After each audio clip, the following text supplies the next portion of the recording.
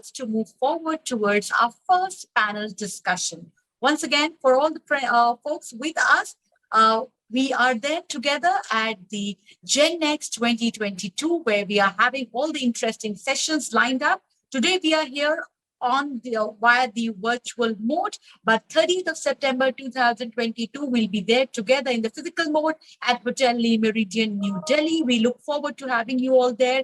And on 7th of October 2022, we shall meet at Hotel Taj, Santa Cruz, Mumbai. So once again, thank you so much to everyone for the very interesting first session talking about disruptive technologies.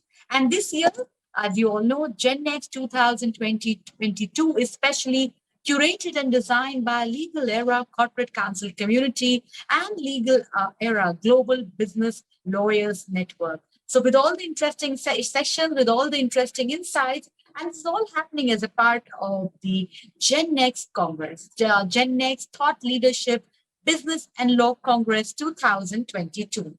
So moving ahead with all the interesting sessions that we spoke about, time now for us to move together for our first panel discussion. And without further ado, to talk about the new trends and challenges, looking at important issues of tomorrow, our next panel discussion indeed promises something new and interesting. Our next panel discussion that's going to be on cybersecurity and privacy laws. It's going to look at dealing with cybersecurity, examining the threats, using the existing privacy laws in areas of heated discussions, ambiguity, amongst others. So on that note, let me invite on the moderator for the session, Shalini Saxena ji, legal counsel, CoinDesk.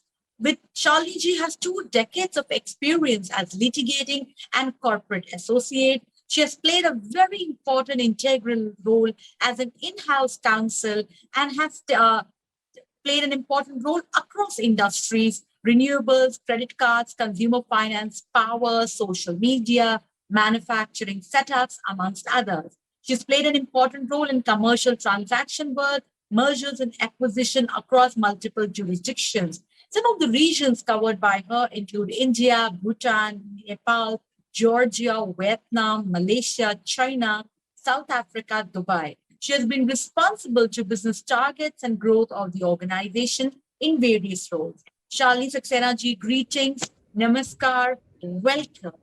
I now invite on the panelists for the session. We are delighted to have amongst us Aannaaand Deshpande, Director, Data Privacy and Data Protection, Mastercard. Aannaaand has been working with Mastercard Pune as Director, Privacy and Data Protection Services and handling the global privacy operations.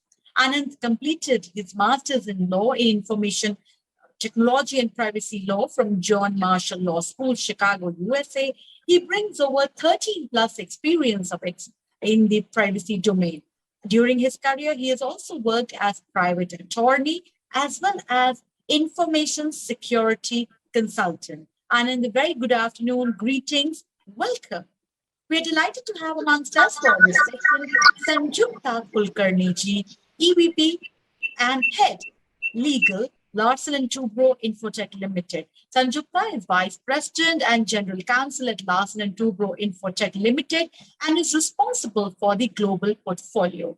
Her responsibilities include providing end-to-end legal support for LTI and subsidiary companies across services, software, global delivery.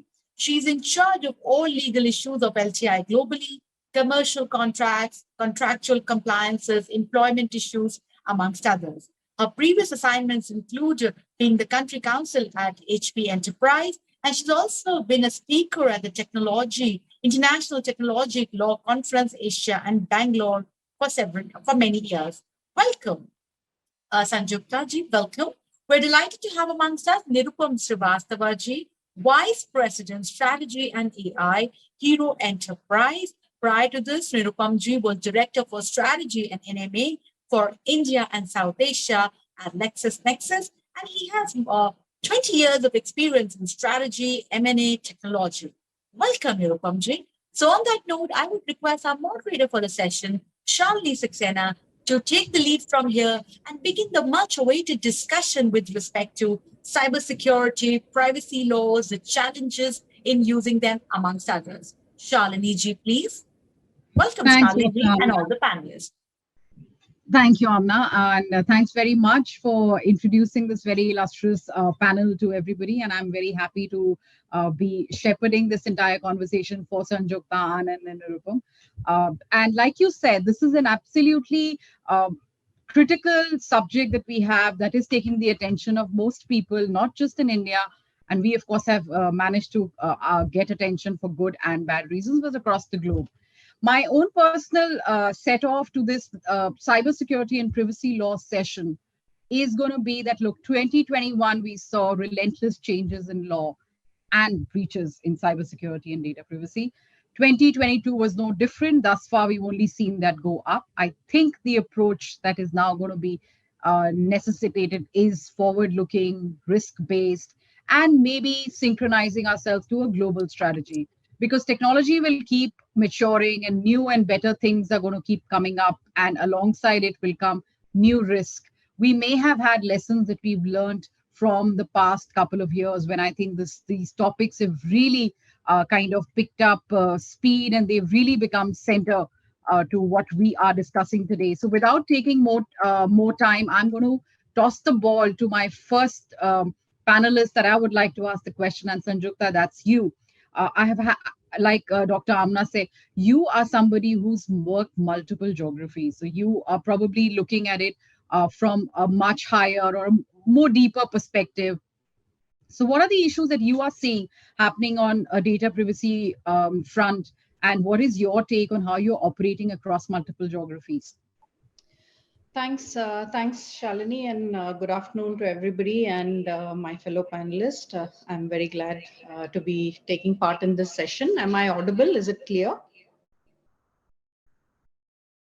Great.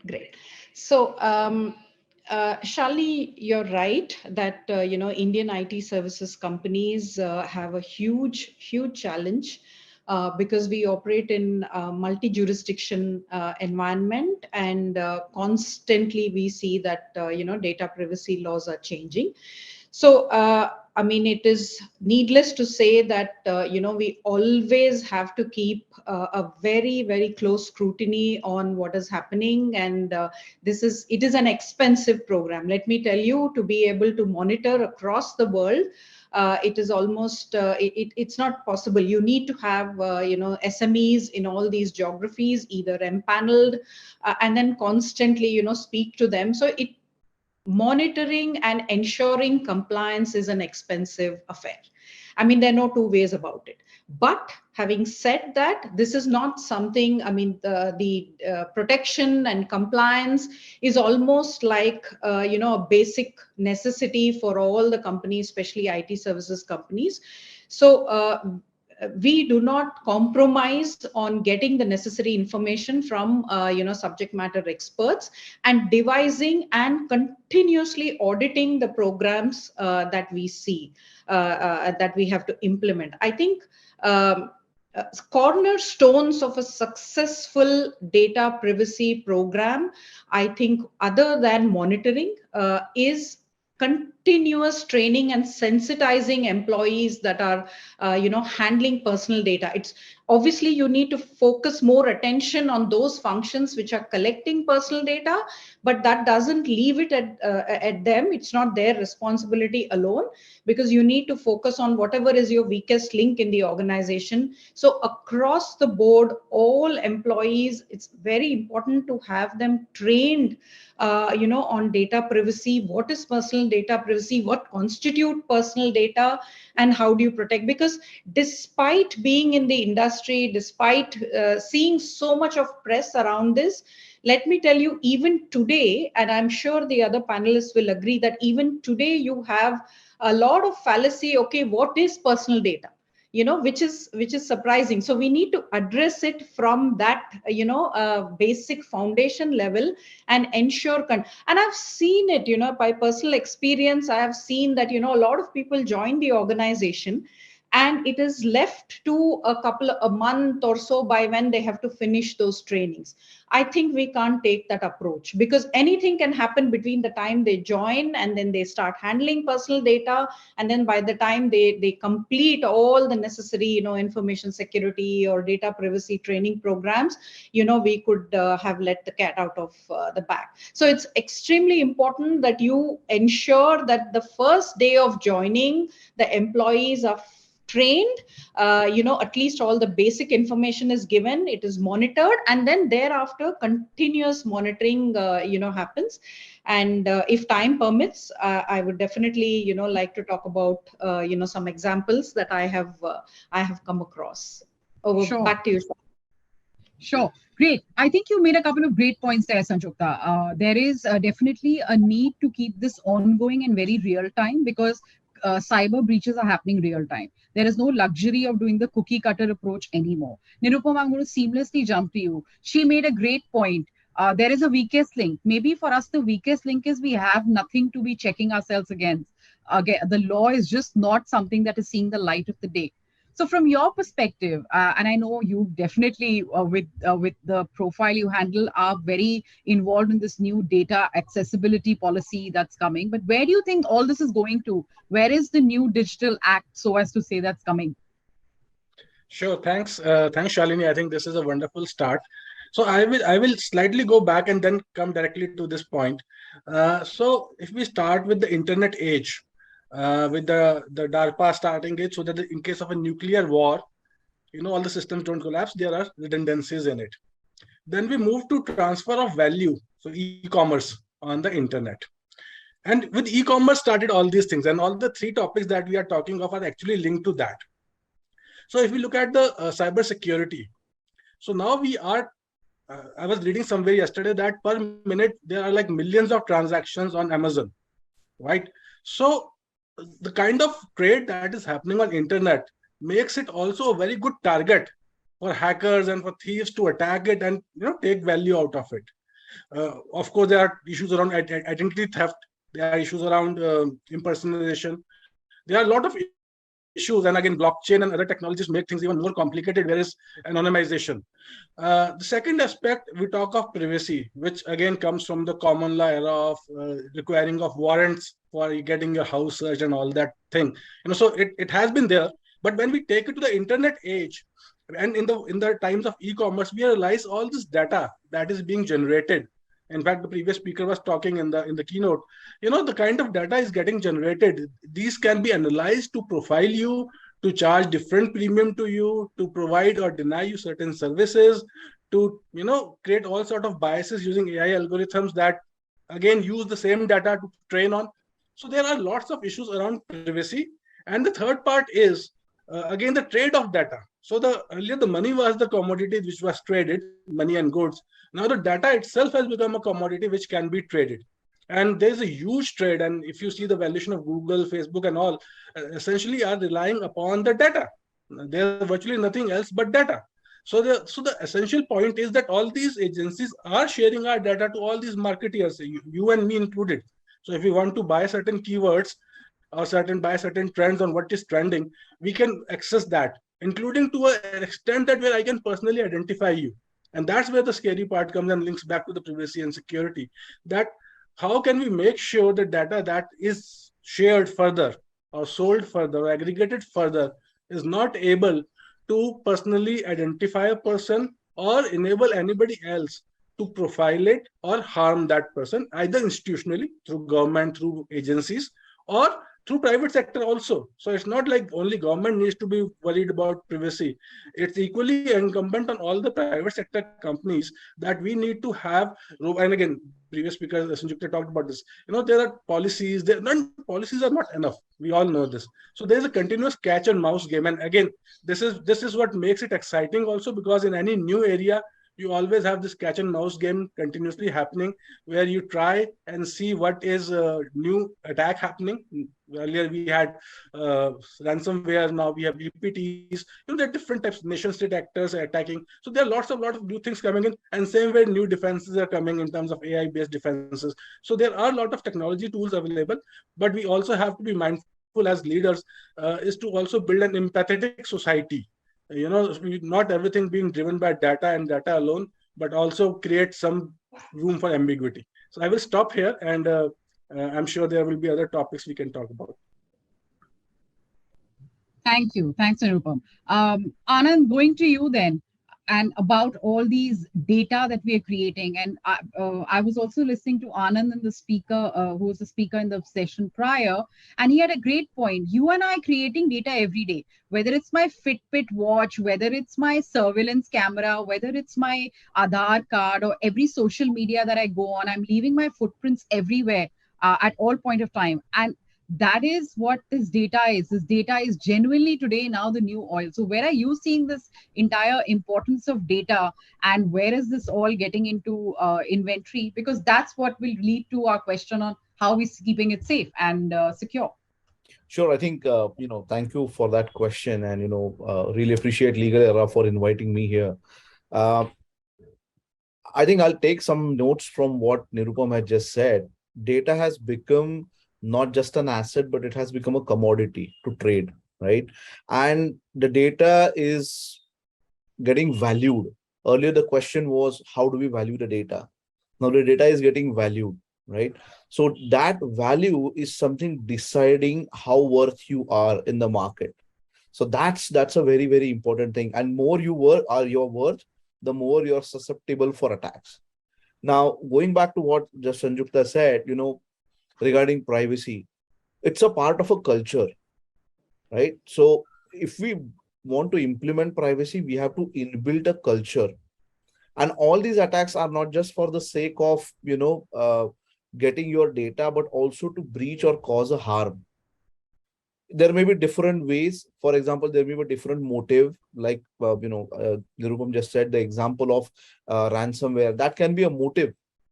There can be different means by using internet, or maybe by using any other malware to get into your system. But again, it may not be always people who are at fault. It may be the technology which can be at fault also. So when you implement something to process a data, you need to make sure that you have already done an assessment of what technology you're going to bring in to process what kind of data. There has to be a kind of a risk analysis, not just from technical perspective, but also from legal perspective. That is this going to put me into a litigation? Is this going to put me before the data protection authority? Is it going to put me or before the data subjects, either current, who are my customers, or who are my prospective customers, that way? Because that is going to harm your entire reputation. So privacy, along with security, needs to be very proactive rather than reactive. So that is where I think I'll take a pause, because going on, we'll have more questions on these lines. But that is something, a message which is most important, that rather than being reactive, you have to be more proactive these days with respect to changing technologies and global data which you're processing at your organization.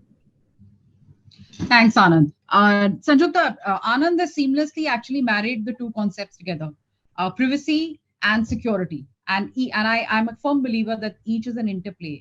You will need to somehow find a way of balancing the two. In your experience, and you did say that there are real life experiences that you've seen, happy to have your view on that. Yeah, thanks, Shalini. So,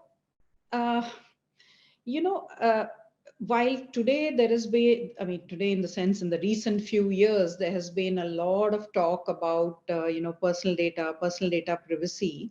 As legal professionals or in-house counsels, this, in a sense, is not a new concept, because if you look at it, you always had a very detailed clause on confidentiality. And a lot of times, confidentiality is all encompassing to include all the types of information that a client shares with the other entity. There's a mutual exchange of information, and there has always been an obligation that the information that is shared by one party with the other, the receiving party has to provide or secure the information with due care, as they would to their own confidential information. And it has always also been, a commercial practice that breaches of confidential information are typically outside liability caps.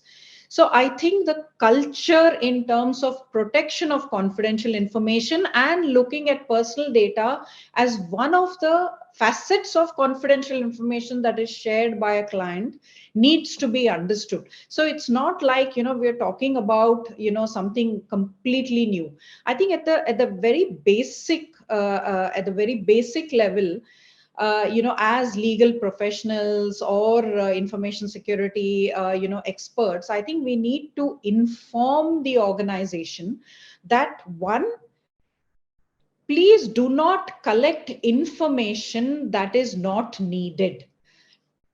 Today what we see is, there's just because there has been a precedence, okay, we'll just collect this information, that information, all sorts of information. It creates a problem, because how do you store? You have various legislations across the world which prescribe, how many years you need to store, how you need to store, and then there is a constant threat of breaches to the information security, because technology is also advancing, and ways to intrusive ways to breach all your firewalls are also getting created. So I think at a fundamental level, we need to sensitize professionals in the organization. Do not collect information that is not needed.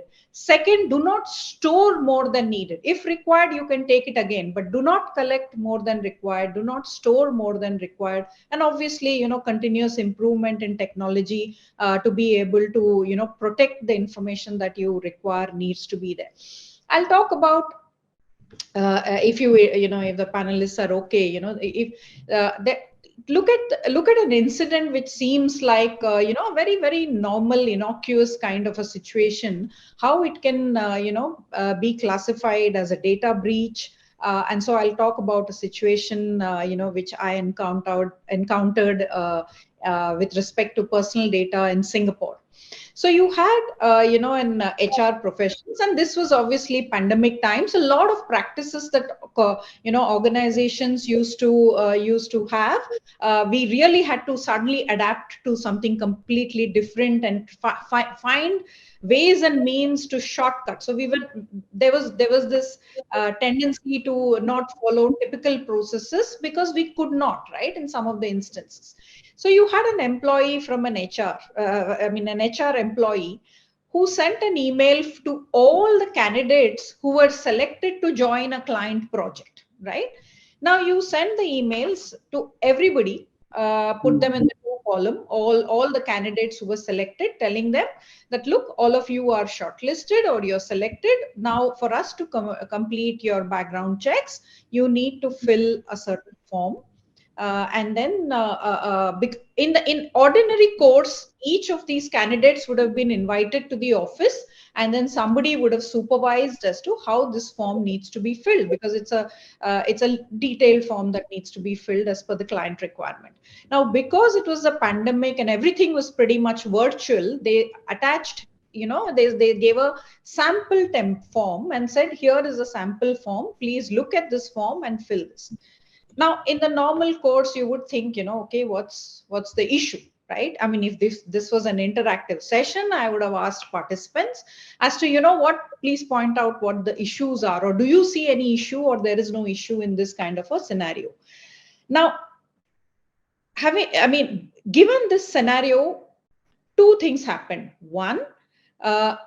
One of the individuals, and obviously this can happen, it's just one individual out of 25 or 30 people who were sent the email, took objection and sent rushed off an email to the company, stating that my personal data has been shared with several other individuals, and this is a breach of Singapore's Personal Data Protection Act, right? And he sent a complaint, raised a complaint to the PDPC in Singapore. Now, what is a complaint? Because his email ID could be viewed by all the other 25 and 30 applicants or candidates who were shortlisted, he said this is a breach of his personal data, because everybody else got to know that, he is, and it's very clear, name, surname, and maybe the email ID. So this is the first issue that he pointed out to the PDPC, that my email ID is exposed to several others, and this is not intended. It was intended to, I gave you this email ID because it was meant for a communication between the company and me with respect to the application and processing of my candidature for this position. Number two, HR, in their I don't know, in their over enthusiasm or trying to speed up the process or whatever, sent information which is, I told you about a template, right? They sent the template and told everybody else, you can follow how this template is filled, you fill your details accordingly. It so happened that the information that is there is actually of another employee, and it is not masked, so it is not dummy data. Instead of a dummy data, you could assume, right? Everybody else would think this might be a dummy data, but this particular individual who chose to complain also tried to look up whether this individual, this data is actually belonging to someone. And as you may have it, it actually, contained information from another individual. So both of these constituted breach of personal data. Maybe if time permits, I'll explain and give some, options as to how you deal with this kind of a situation and how you deal with, notices that you receive from personal data protection regulatory authorities. In Singapore, it's a PDPC, Personal Data Protection Commission, on how to deal, some sort of a key takeaways on how to deal with this. That's perfect. Just hold on to that thought. I'm going to come right back to you. But I'm going to go to Nirupam. Nirupam, Sanjukta just moved the gear. It is not about just contracts between two parties that are getting into a relationship and some data may be changing. This is more about how educated is the salesperson to understand, should I really be gunning after this? How educated is HR to understand, should I really be taking this? Where are we on that as for you? See, we are absolutely in the early days, and it depends on the business vertical. So if we look at the technology sector, they are, I think, one of the most advanced people on this side, where they have regular trainings. They have on the data privacy, especially many times they are enforced by the client contracts or the client audits who come and talk about this and check things out. But many times companies themselves do and want to raise that level and standard. And there is a very aggressive plan and policy around both these trainings as well as capability development and testing. So that's the first part. If we are talking about the employees in different verticals like sales, HR, finance, etc. But if we look at the traditional industry, including some of the very large industries, if I were to say, and some of those which we will think as very digital savvy, like travel booking and all, these are very, very rudimentary, and really you can actually get a lot of data flowing around in Excel files and stuff like that. And, and there are serious issues around data privacy and data security both. So I think there's no silver bullet to it, even especially if we look at the European case of putting fines. I think fines give a very good signaling effect. If I were to use that word, that companies and their CDOs start taking all these things very seriously, and especially the big ones. But again, as for many others, it's not really that impactful, because many of them might as well go under, because they are startups, they are very small, they don't really have resources, they're short on people, short on skills, short on everything. So they are really, in a situation. So what we are doing as a industry body, I am part of CI Startup Council, I'm part of CI Digital Transformation, Center for Digital Transformation. And again, we are doing as industry body is essentially bringing this out. And we are so fortunate to have some of the partners who provide these trainings for free, or initial training for free, and later when they charged. So I think there is a lot of room for improvement. In fact, the government itself is trying to push this out, and government like RBI, for example, has been very active in telling people, UPI is very active in telling people that, what they should do, what they should not do, when to share OTP, when not to share OTP, because digital economy is a reality. We cannot shy away with it. At a personal level, I'm saying, because we kind of already covered the bigger picture. So at a personal level, we all are using our phones, which are GPS tracked 24/7. And if we are wearing some wearables, even more. Our heart rate and pulse rate is also measured real time or near real time. So we have to be careful. And I think the challenge lies is sometimes, again, I'm putting the blame slightly more on the activist here, that they become overzealous to protect something, and in the process kill the bird. So yes, we need to protect, but we need to make sure we make progress, because if we don't make progress, we are still where we were 5 years back. So let's make progress into this, because that trade will happen. So even with the European GDPR, data trade is happening. They have made this pipeline via Ireland, and then they keep penalizing them for $4 billion, this, that, every 5 years, but useless. The data is all flowing to US. So not, we need to be more proactive, and I think Indian civil society is actually quite active and very good in this. Only thing I would really request them to kind of lower the temper a bit and get things moving, instead of waiting for the holy grail and perfect draft that we can get. No, that's a great point. And I'm going to just go into the next level with you, because you made a good point there. This is, are we being overzealous and killing the real intent? And Europe is a great example of where they're being enablers rather than being, you said Holy Grail, so I'll say church, than being the church. So where are you seeing in today's world, if I'm the owner of my data and I have consented to certain privacy norms, which mean that my data should be secure, but there is definitely a dependency with security levels that an organization should take, no matter what be the consent that you've taken from an individual. So where are you seeing the interplay between data privacy and cybersecurity at an organization like yours, for example? So I must compliment the European guys for actually getting a very good framework in place. So before that, there was no framework, and even the California framework is a partial framework, and many other frameworks actually directly borrow from the GDPR. So, Right. so in that sense, I think the challenge lies in the implementation and execution. So if we say we do not have cookies, and we get a pop-up, and pop-up forces us to have cookies, we don't really have a choice, right? So, the question lies in how do we implement this at the each business entity level, and I think that's where your question lies, is how do we do that? And there are, in any business entity, including ours, there are two sides. One is the legal side, and one is the marketing side, and I had the good fortune of wearing both the hats. So I must say, you always, as a marketing guy, you always want more data. Of course, Right. I completely agree with Sanjukta that we should not collect data which we don't want, and a lot of companies are guilty of doing that. And the second part is, from a legal side, like she rightly said, we don't want extra data which is not required, and let's focus on what we want. So unfortunately, due to this e-com buzz and craze, people always thought data is the new oil, and everybody started collecting data as if it's really an oil, and every kind of data is oil, but it's not really so. Any data which is more than 5 years old is hardly useful. In many applications, I'm saying, sometimes 10 years, sometimes 1 year, 6 months old, that is also not useful.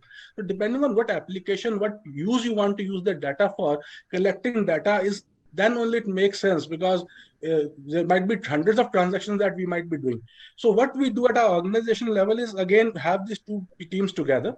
So for example, we have a look at data, and again, marketing guys and legal guys, when they see the data, they realize, actually going back to data, they realize that a lot of stuff that they have collected is garbage. Okay, and probably more effort will be done to clean it than to use it. Okay, so we have to be very, very mindful of collect the right data, and only the data that we need. So that's where we are actually moving in different applications. If time permits, I will come back, but I think I probably will not be there. Thank you, Well, Sally. thanks very much, Nirupam. If you're there, we'll come back for another question. Moving to you, Aannand, and I think it's also coming from what Sanjukta said and what Nirupam said, that there are these various so-called security incidents that happen. And there is great importance given to some of them. We dilute or over dilute some of them. In your view, what exactly is the distinction? Because there's definitely a distinction. What is a incident? What is a breach? What is actually something that may happen in a very natural course of how we are doing it and may not lead to severe consequences? Rather than have a blinder approach, what do you suggest we need to do? Oh, absolutely. I mean, I think both of them have already talked, but I just would like to add on that because 100% security is a myth, right? So we have to be very realistic that there would be some risk underlying which we'll have to accept. But how much? How much is that? That probably it's one of the point which Sanjukta said at the starting, that continuous monitoring. That is something which is required. So you need to monitor that. You need to assess that continuously. It again depends on what is the data or what is that particular scenario. Say, for example, a hacker got access to your file. Now it depends if that file is encrypted, it may be just an incident because the hacker could not see anything. But if the hacker got the information and he could or she could decrypt it, then definitely it's a privacy breach if that Excel file is carrying a personal data. So there are two different scenarios, that when it is a incident and when it is a actual breach. It is usually, very important to underline that every privacy breach is always a security breach. However, not every security breach will lead to a privacy breach. You have to be very careful when you are doing a distinction, because your SOC team, the Security Operations Center team, will always be looking into what is that data, what is the level of threat, how many records have been accessed or disclosed to someone. And in that case, one of the important part is keeping the transparency. Now, this can happen at your end, this can happen at your vendor's end, or it can happen the day when the data is in transit. So how and what data you are sharing with whom, whether it's your employees on an intranet, whether it's an external party, whether it's a third party who is processing, whether you are using customer network for that matter, all these things matter a lot. And that way, what kind of attacks are coming into picture? Have we really done any kind of a patching properly? Have we set the configuration right? Those are some of the very important things which needs to be checked very carefully when we try to assess a risk. You have VAPT reports come into picture. I mean, I have seen few people talking to me, we are lawyers. Why are we looking into VAPT reports? At the end of it's a risk. It's going to get crystallized today or tomorrow. If that risk is exploited by someone, we will be questioned. If we cannot read that particular report, probably we stay behind the curve. And that's not a good idea, because when something happens, all things will be reactive and without any proper proactive approach. So I think carrying out a distinction within your organization, classification of data, having a data inventory about how do we build that up, that is something which is a very, very important when we connect between security and incident. Great.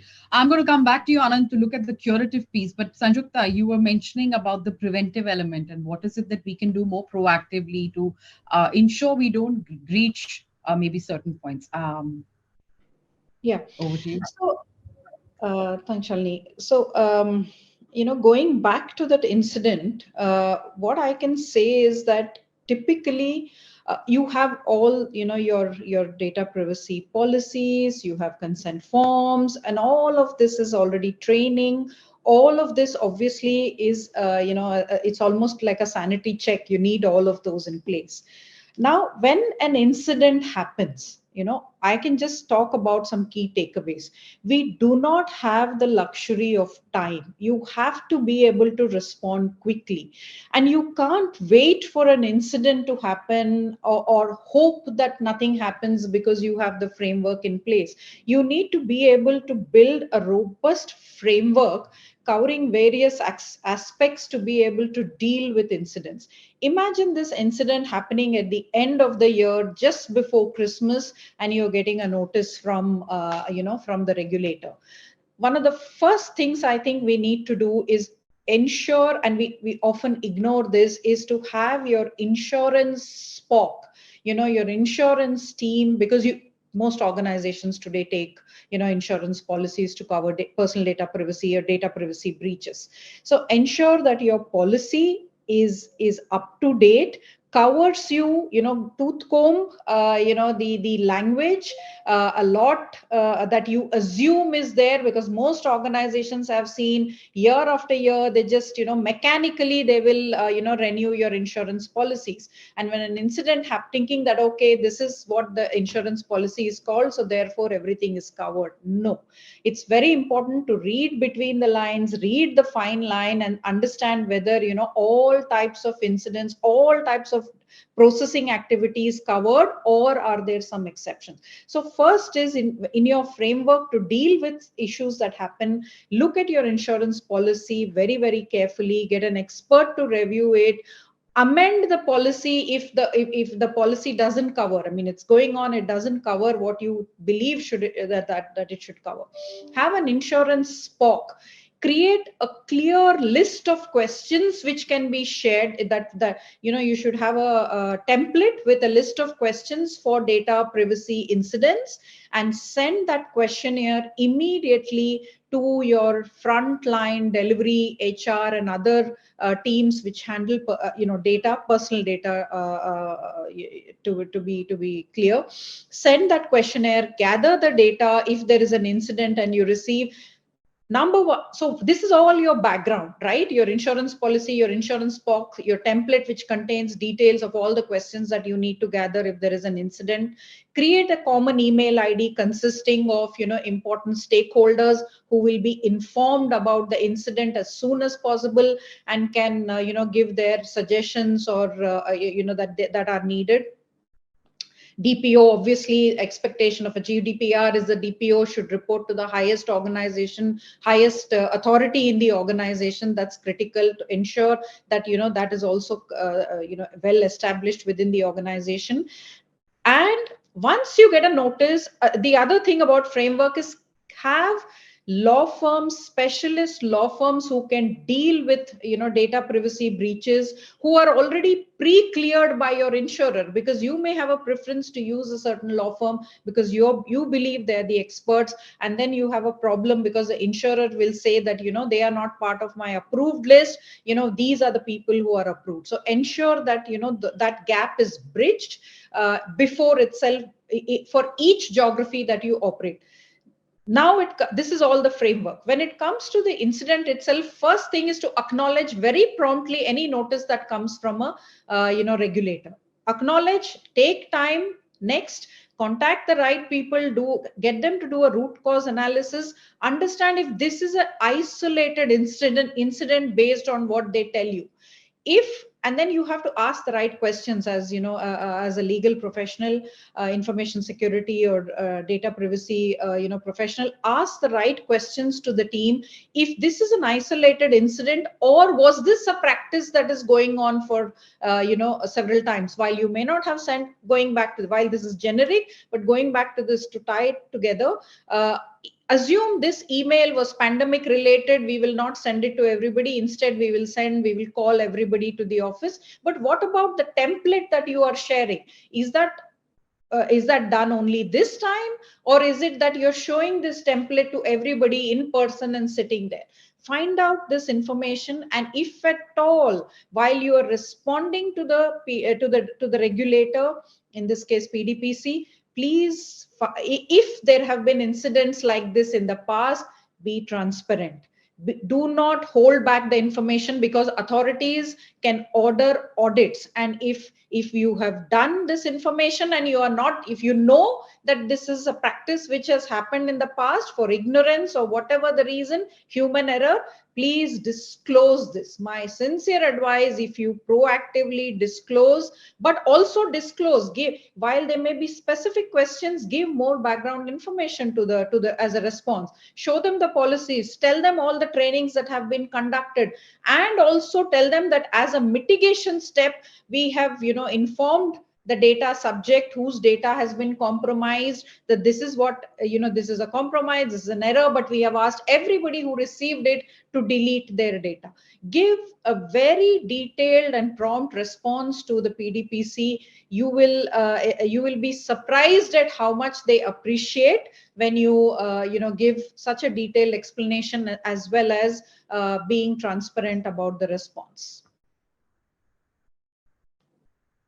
Back to you, Shalini. Thanks, Sanjukta. I hope that helps. I mean, it No, helps. it does. It does. Creating the framework and responding quickly in terms of crisis. Yeah, great. And I always keep thinking to myself as a lawyer, there is a privacy link that's on everybody's site. And if I want to click on it, I can click on it. But what is the framework behind each of these organizations' so-called privacy policy? And that's something that, thanks very much for adding more color to that. Aannand, what from your end, because you probably see this, while I see this as an isolated event, you probably see this day in, day out. What for you are the more preventive and the more curative? How do you turn up when such an incident happens?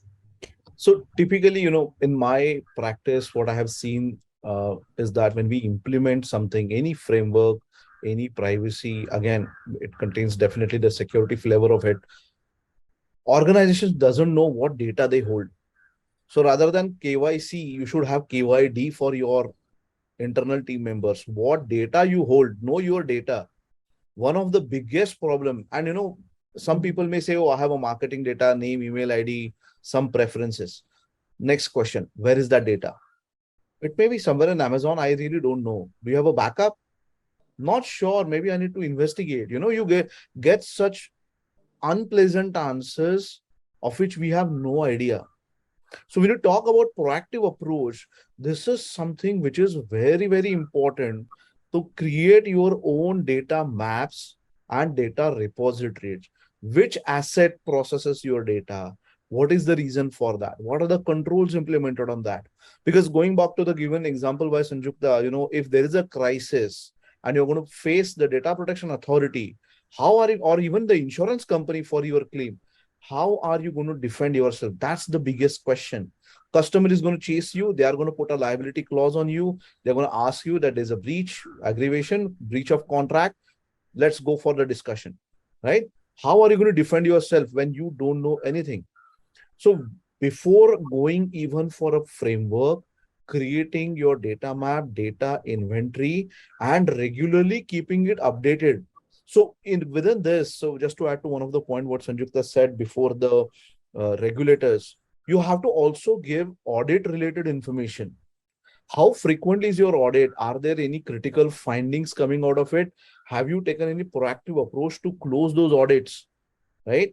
So this is the way that particular incident will have some kind of a lenient view, depending upon how you have processed or what is the culture within the organization to protect your data, right? So in any case, this is one portion, I would say, kind of a data map or say audit for that matter. Apart from that, there has to be some whistleblowers. I know there is a very, this is very nice to say, but very difficult to implement for the organization because of the budgets. But you can create privacy champions within the organizations who will be your eyes and ears, who can be a whistleblower for you. If something is not going as per the policy, if something is not happening as it is expected or it is given, probably that is something which is very, very important. You can create some good quizzes, good challenges before your team, before your vendors, keep some small price, token price, something like that, create that excitement and try to judge what is the level of privacy or security I'm maintaining in my organization to maintain that hygiene and my framework is working as it is expected. Because everything boils down to the cost. Everything boils down how you are proactively protecting either privacy or security within your organization. And that's where I think it is very important that you start aligning these things, prepare those inventories, make these inventories are fresh, make people accountable, let them realize what they are responsible for. I mean, if you ask me, in many of the experience, oh, you're a legal guy, you should take it up with you, it's your job. It's not my job. My job is to guide, and your job is to come and implement it and show me that you have implemented it properly. I can guide you on that. Implementation may not be my job because I may not be technically thorough for it. How you are keeping those records for show demonstrating, because one of the important part which GDPR brought is accountability. So one of the important part is how you demonstrate your accountability towards your employees, prospective employees, as well as customer. That is a very critical part, and it will not just come through a contract. There has to be something more that needs to be done, and that more is something like doing these surprises like challenges, quizzes, some sort of awareness, and building an internal audit team which will have not only just a security within their scope, but also the privacy flavor come into that scope to assess on how much maturity level we are at from a privacy perspective. And then there has to be a steering committee who would be discussing that what is the way forward. This is something which I would still treat as a proactive approach to discuss. And I believe all the general counsels should be a part of these conversations, because they are ultimately going to talk and defend your case or explain your case, even if you appoint an external counsel over there. Agreed. Well, thanks very much. With that, I'm going to open it up for any questions that we may have from the audience. Legal Era team, if you get or have any questions, then please put them into the chat. And if you have any panelists you want the questions answered by, feel free to do that as well.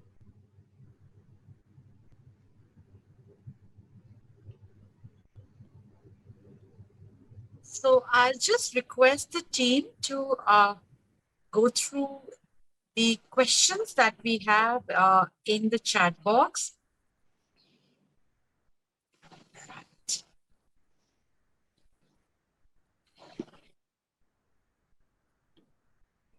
Okay, this one that's coming up.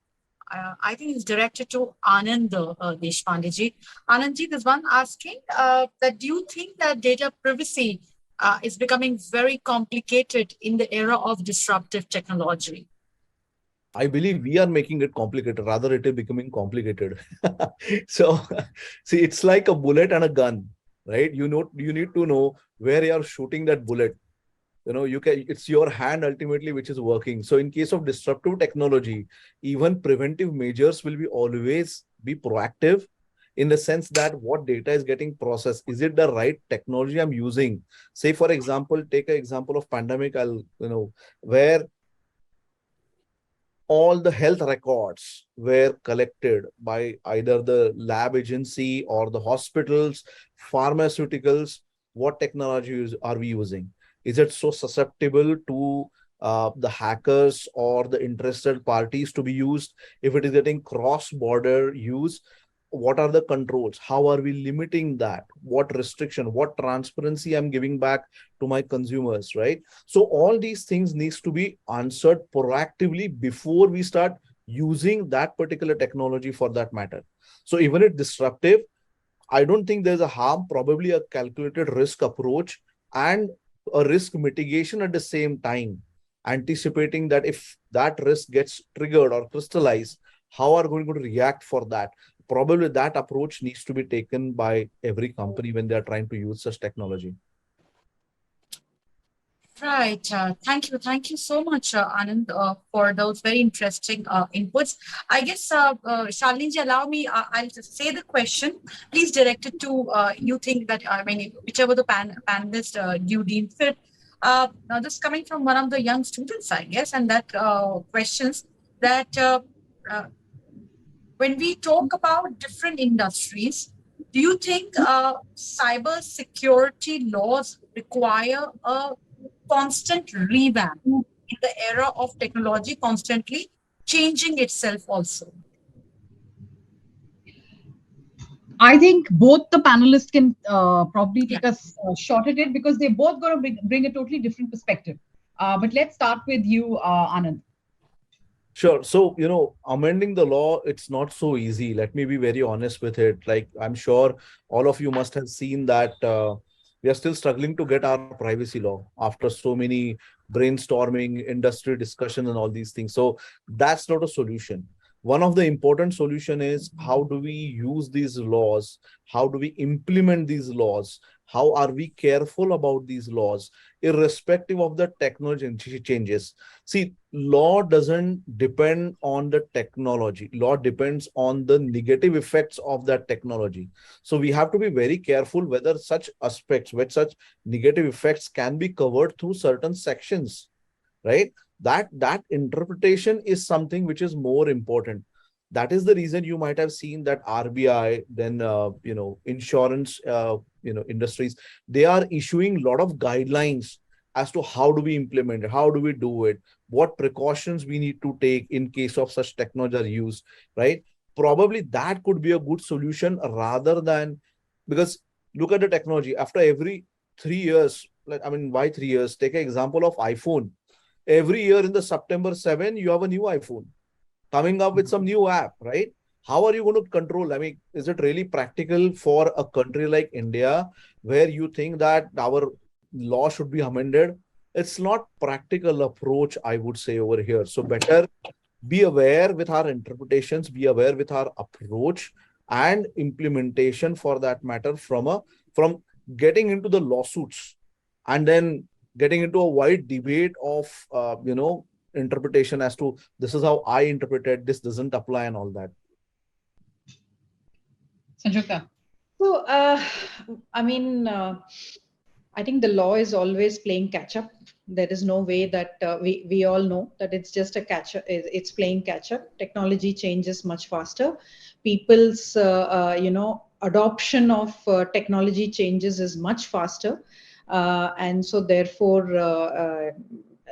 It's important that the law is able to regulate and ensure protection of privacy, no doubt about it. But at the same time, I think we don't want overzealous lawmakers to create laws which are outdated, or they need to wear a different hat when you deal with technology. I think I see a lot of gap between how the industry is operating and how fast we are moving, and the kind of lawmakers and the kind of laws that we are seeing, to catch up with this with the changes. Dr. Aannaand, I think we are now out of time, or can we take one? Any other questions you had? Ma'am, I guess, Shalini ma'am, I guess we have to close it here, looking at the time aspect. So once again, gratitude, Shalini ma'am, for moderating the panel so well and updating, and because that indeed presented to us some very important perspectives with respect to cybersecurity, looking at privacy laws. My gratitude to all the wonderful panelists for the session. Gratitude, Aannaand Deshpande sir, and yes, you'll be there with us for the next session also. Thank you so much, Sanjukta, Kulkarni ji. Thank you so much, Nirupam, Srivastava ji, for those brilliant insights with respect to the session. Thank you. Thank you so much. Gratitude. Shalini, thanks a lot for moderating this session. Absolutely. It was Shalini ma'am, thank you so much. Thank you so much. It was indeed beautifully and meticulously moderated by you. Thank you. Thank you. Bye. Thank you.